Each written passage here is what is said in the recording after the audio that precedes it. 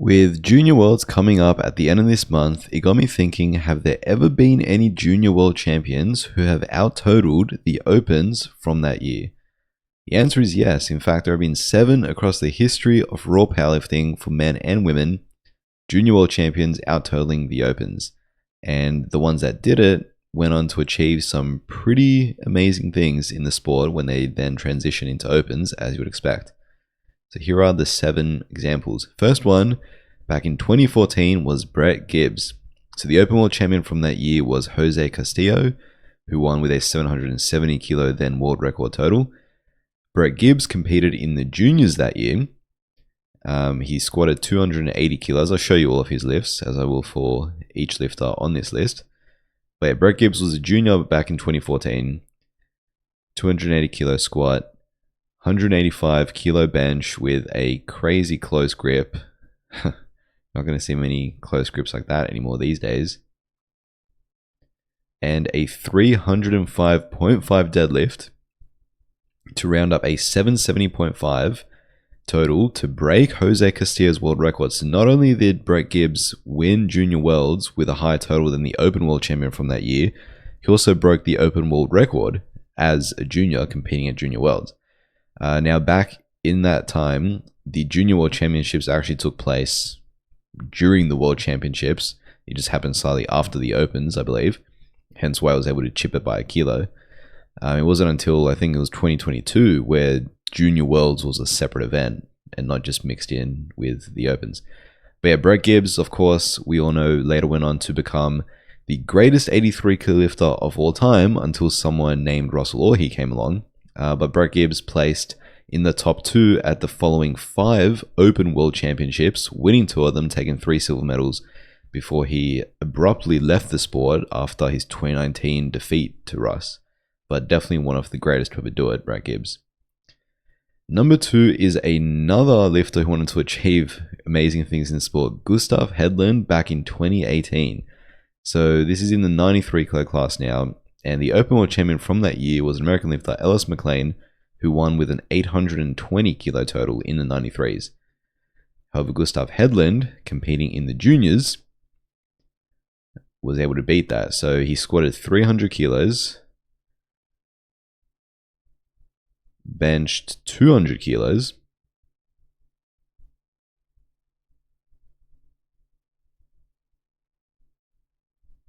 and pulled 330 for an 830 kilo total, beating Ellis McLean's winning number by 10 kilos. So pretty cool to see Gustav back then as a super strong junior, not only winning worlds, but beating the Open World Champ from that year. And of course, we all know Gustav has gone on to not just win worlds, but also win Sheffield, set world records, and podium at multiple other Open World Championships. So definitely has staked his claim as one of the best 93s ever, which is not that surprising based on how promising he was back in 2018. But speaking of 2018 Worlds, Rondel Hunte. This is probably the most notable example of this, more so because of Rondel's later issues with being banned from the IPF, well, not banned, but not being able to compete from the IPF through no fault of his own. But yes, Rondel Hunte back in 2018 in his last IPF appearance, his first and his last, as of now. He's coming back next year, we hope. In the 105 kilo class, this is before Rondel was 120, back when it was 105 as a junior. Bryce Lewis won Open Worlds that year with 875.5. And in the 105s, Rondel beat that by quite a bit. So he squatted 330 kilos, moved pretty damn easily too. Broke the junior world record bench with 213.5. Pretty smooth.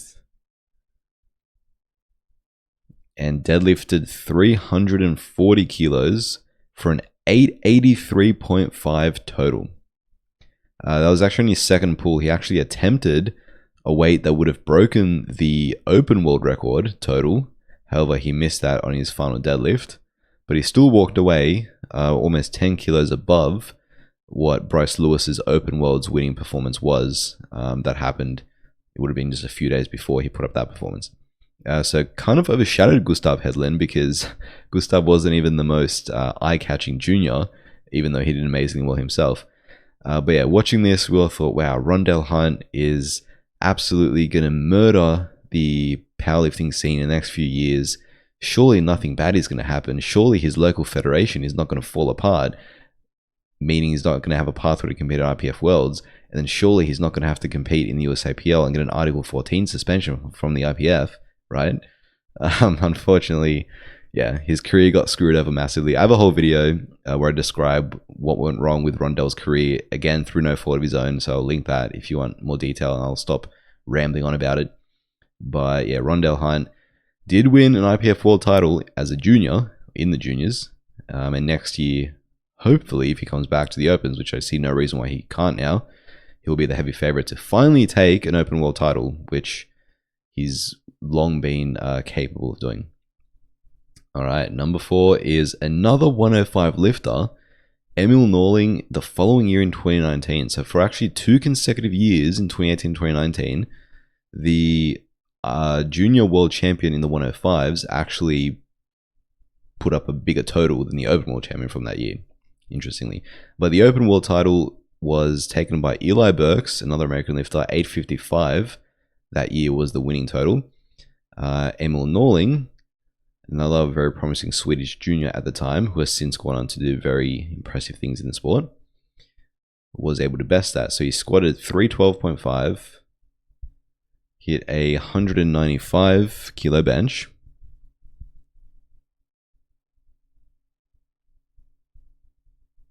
he isn't even going to be the last Swede on this list. The Swedes have had some crazy juniors in their time. And a 355 deadlift for an 862.5 total to beat Eli Burks' number.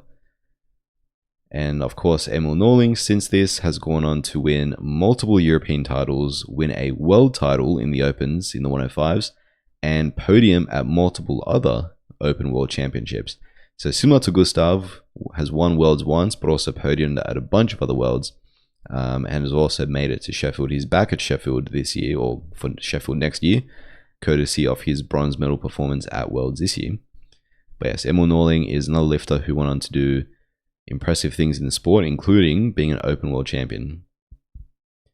Number 5. Now here is one that you probably wouldn't have heard of, that even I didn't know about until I actually went looking for this sort of stuff. Jonatan Barros in 2022 in the 59 kilo class. So the Opens that year was won by Antoine Garcia with a 565 total. Now Antoine is one of the mainstays in the 59 kilo class and has been for the last couple of years now. He's podiumed at several other Worlds as well. This was his one and only Worlds win, and 565 is a bit of a decrease in Worlds winning totals that we're used to seeing. And that's largely due to the fact this was the first year where Sergei Fedosienko was not competing at Worlds. So Fedo had won literally every other, or I think every other single open world title in the 59s, apart from like 2013 when he didn't compete there in the Classic. But yeah, that's probably why we saw the total dip a little bit. But nevertheless, Antoine Garcia was the world champion that year. Jonatan Barros in the juniors, though, was able to beat that. So he squatted 215 kilos. And this was in 2022. So I believe this was the first year where the Junior World Championships was an entirely separate event to the Open World Championships. He benched 115.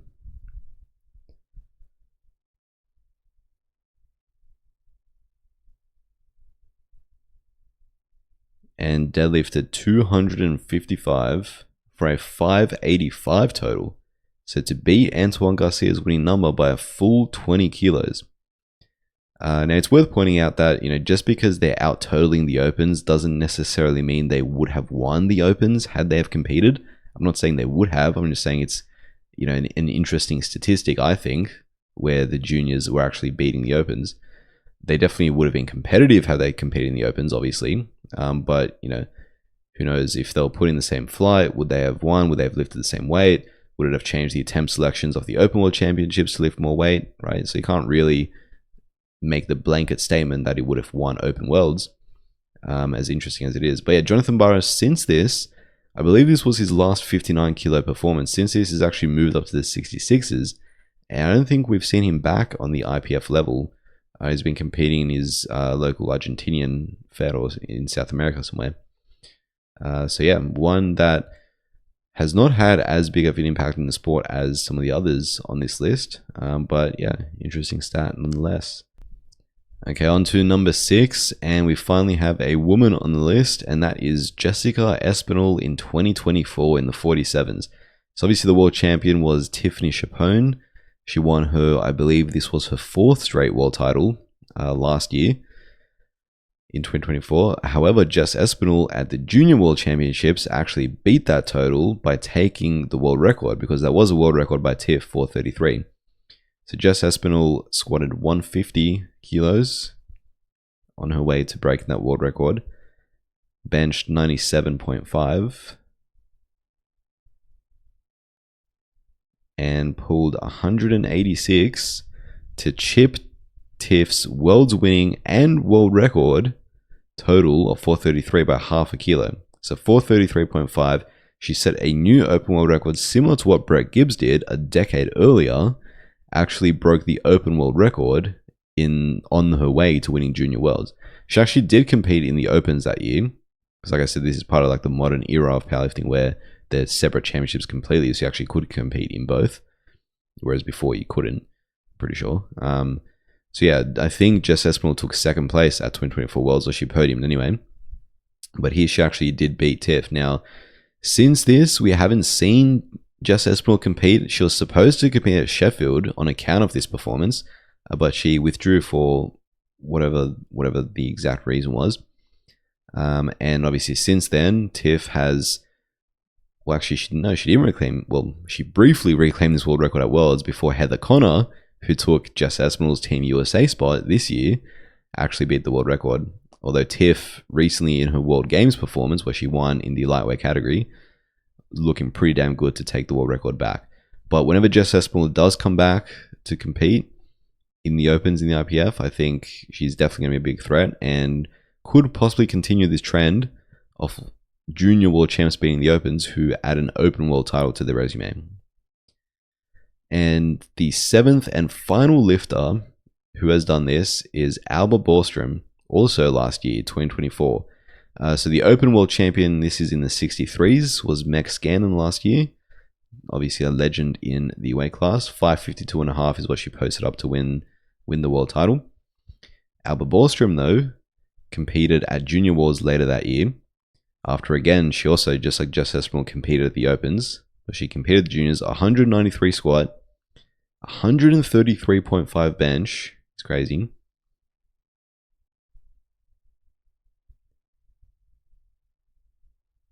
And a 227.5 deadlift for a 554 total. So she beat Meg Scanlon's Open Worlds winning number by 1.5 kilos. And I believe this was only like 3.5 kilos below the Open World record at the time. And the crazy thing, well, a lot of crazy things about this performance, but this also out-totaled, I think, almost every single weight class above her at Junior Worlds, minus the 84 pluses. So she literally out-totaled the 69s, the 76s, the 84s, and it was only the 84 pluses that actually put up a higher total than this at the Junior Worlds that year. So she won Best Lifter by a mile, and this secured her a Sheffield spot where she didn't have as good of a performance. However, she made up for that at this year's Open Worlds, where she ended up winning.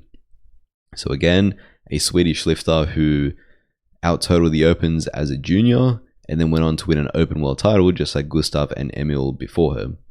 So yeah, Alba won Open Worlds this year, and broke the world record in the process. 565 is now the IPF world record held by Alba. And not only that, she also won World Games in the, the middleweight category just recently as well. So Alba has definitely already fulfilled her potential as an open lifter, which is surprised absolutely no one after how insane her Junior Worlds performance was last year. But there you go, those are the 7 lifters who have out-totaled the Opens as a junior.